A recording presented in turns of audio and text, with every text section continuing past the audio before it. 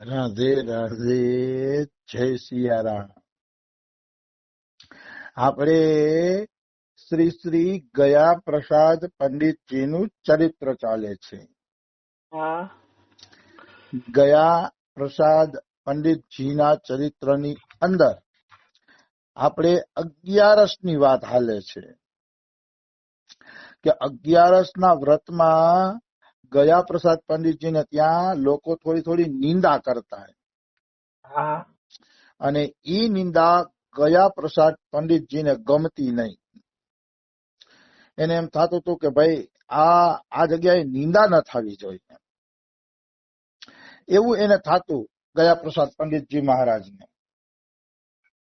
તો એને નિયમ બનાવ્યા. શું નિયમ બનાવ્યા?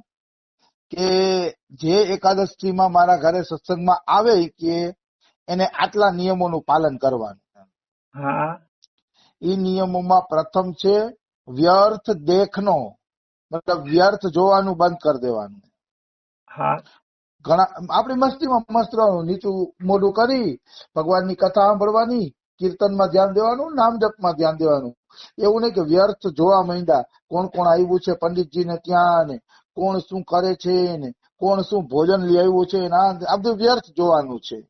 હા કોણ શું કરે છે, કોણ શું ભોજન લઈ આવ્યું છે, કોણ ક્યાં અવર જવર કરે છે, આપણે શું લેવા દેવાય. બિલકુલ. એટલે વ્યર્થ જોવું માણસે બંધ કરી દેવું જોઈએ. વ્યર્થ જોવાનું જે બંધ નથી કરતા ને, એ વ્યક્તિ ક્યારેક છે ને સંકટમાં પડી જાય છે. હા આ વ્યક્તિ બિલ્વમંગલ સુરદાસ ચિંતામણી વેશ્યાનો ત્યાગ કરીને વૃંદાવન તરફ જતા હતા. એને વૈરાગ્ય થઈ ગયો કે હવે ચિંતામણી વેશ્યામાં આસક્તિ રાખવી જ નથી. હા કારણ કે ચિંતામણીએ એને ફટકાર લગાવી હતી કે મારા હાડકા ચામડાના શરીરમાં જેટલો પ્રેમ છે એટલો ભગવાનમાં હોત તો તમારું કલ્યાણ થઈ જાત. હા આવી બિલ્વા મંગલ સુરદાસને ફટકાર લગાવી હતી. આવો પ્રસંગ તુલસીદાસમાં આવે છે. તો બિલ્વા મંગલને ફટકાર લગાડીને એટલે એને વૈરાગ્ય આવ્યો અને વૃંદાવન તરફ હાલતા થઈ ગયા બિલ્વા મંગલ સુરદાસ. હા તો વૃંદાવન તરફ હાલતા થયા ને, તો રસ્તા વચ્ચે એક ખત્રીના બેન પાણી ભરવા આવ્યા ને બહુ સુંદર હતા. હા અચાનક એના ઉપર એની નજર પડી ગઈ બિલ્વમંગલ સુરદાસની. આને કહેવાય વ્યર્થ જોવું. જો તરાકે એની નજર પડી ને તો પાછો એનો જે કામ વાસનાનો ભાવ હતો ને જાગ્રત થઈ ગયો. હા એટલે રૂપ દર્શન નો બિચારાઓને એમ કામના નહોતી, દેવી જીવ હતા, પણ રૂપ દર્શનની પ્યાસ જાગી ગઈ. અને વૃંદાવન જતા હતા એની જગ્યાએ ગામમાં રોકાઈ ગયા, અને રોજ ઓલી ખતરાણી પાણી ભરવા નીકળે ને બસ એના દર્શન કરી રાખે. હા વ્યર્થ જોવાથી મનુષ્ય ઘણી વખત આવા સંકટોમાં પડી જાય છે. એટલે મનુષ્યએ વ્યર્થ જોવાનું રાખવું જોઈએ નહીં. હા શા માટે દ્રષ્ટિને આજુબાજુ ફેરવીને જોઈએ રાખવું જોઈએ? કારણ વગર. જ્યાં કારણ હોય જ. ગયા પ્રસાદ પંડિતજી તો એમ કેતા કે તમે રસ્તે હાઈલા જાવ ને તો 10 ફૂટ ઉપર જોઈ લેવાનું કોઈ આવે છે કે નહીં, પછી માથું નીચું કરી દેવાનું, પછી 10-15 ફૂટ હાઈલા પછી જ માથું ઊંચું કરીને જોવાનું આગળ કે કોઈ આવે છે કે નહીં. ઈ આ બધા કડક નિયમ છે. આટલું બધું ન થઈ શકે કદાચ આપણાથી. ગુજરાત રહેતા હોય કે ગ્રહસ્થમાં રહેતા હોય કે કામ ધંધે નોકરીએ જવું હોય તો ન થઈ શકે, પણ છતાંય આપણે ખબર પડવી જોઈએ કે સંતો કયા માર્ગેથી ભજન કરી ગયા છે. હા જાણવું જરૂરી છે. જાણીએ તો આપણે ખબર પડે કે આપણે આપણો વ્યર્થ જોવામાં કેટલો સમય બગાડીએ છીએ. બિલકુલ.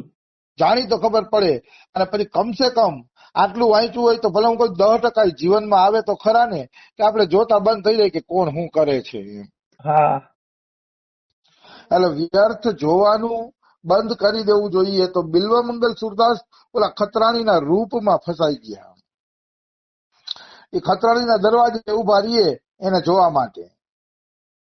એટલે ખતરાણીને ખબર પડી ગઈ કે આ મને જોવા માટે જ અહીંયા દરવાજે ઉભા રહીએ છે.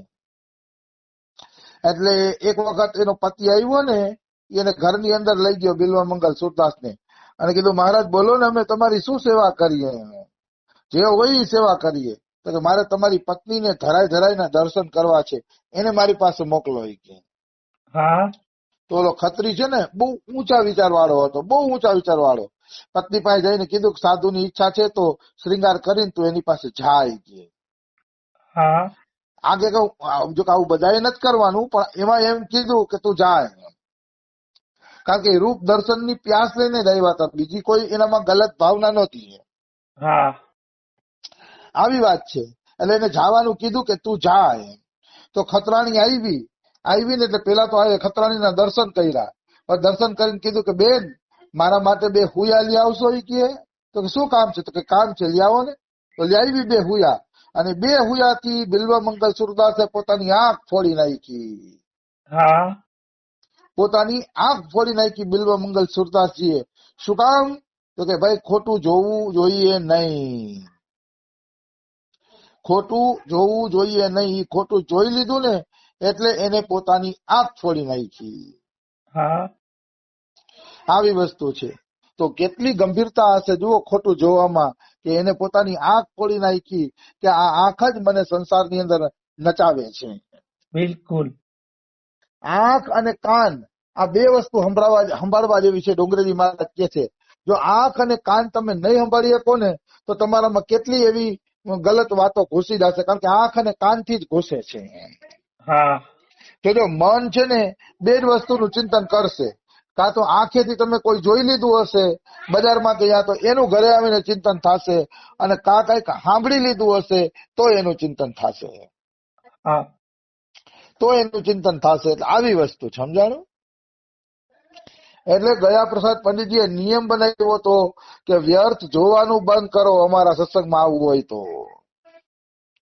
પછી વ્યર્થ સુનનો, વ્યર્થ સાંભળવાનું બંધ કરો.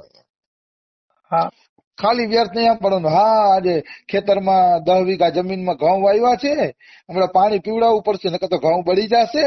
આ બધી વ્યર્થ વાતો છે, આપણે એની હારે કાંઈ લેવા દેવા નથી. આવી વસ્તુ છે. એટલે આ બધી વ્યર્થ વાતો કહેવાય. ઘણા લોકો વ્યર્થ વાતો કરતા હોય, ફલાણા ઘરમાં તો હરફ નીકળ્યો તો, પણ લાકડી લઈને કાઢવા ગયા તો એના ઘરમાંથી બાથરૂમમાં ઘૂસી ગયો, પછી આ બાજુના ઘરમાં વયો ગયો, આવી વાતો કરતા હોય. શું લેવા દેવા છે આવી વાતોથી?